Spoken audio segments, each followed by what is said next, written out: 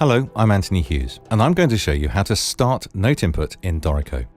There are a few different ways to get started with note input using your computer mouse or keyboard, so you can choose the methods that best suit you.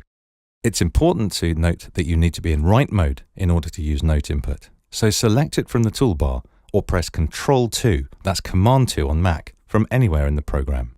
To start note input with the mouse, first ensure there's nothing selected in the music by clicking on a blank part of the page, or using the key command Ctrl D for deselect, that's Command D on Mac. Select a note duration from the Notes palette in the left zone.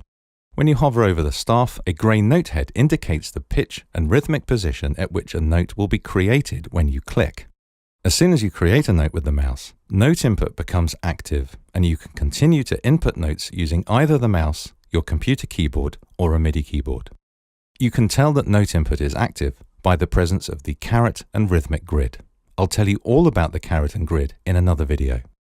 You can input notes at any rhythmic position simply by clicking with the mouse. Notes do not need to be entered consecutively. Press Escape to exit note input.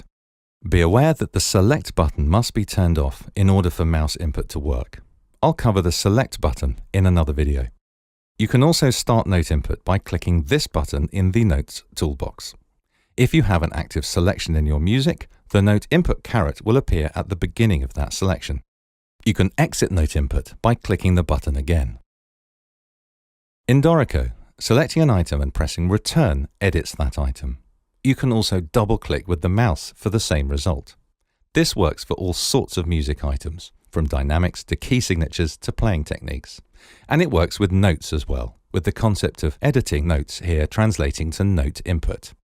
So make a selection, press Return, enter some notes, and press Return again to exit note input. I find this a very natural way to work, and is probably my go-to method for starting and stopping note input. The final method is another standard Dorico concept, which is using key commands of Shift plus a letter to input various different notations. For example, Shift D will create dynamics, Shift T will create tempo markings, Shift C will create a clef, and so on. Shift N will create notes. It's another way that we're trying to help make commands easier to remember and use by keeping them standard across the program. So, to recap, you can choose a note duration and start clicking with the mouse. You can engage the note input button in the Notes toolbox. You can double-click where you would like to start note input or make a selection and press Enter, and you can use Shift N for notes.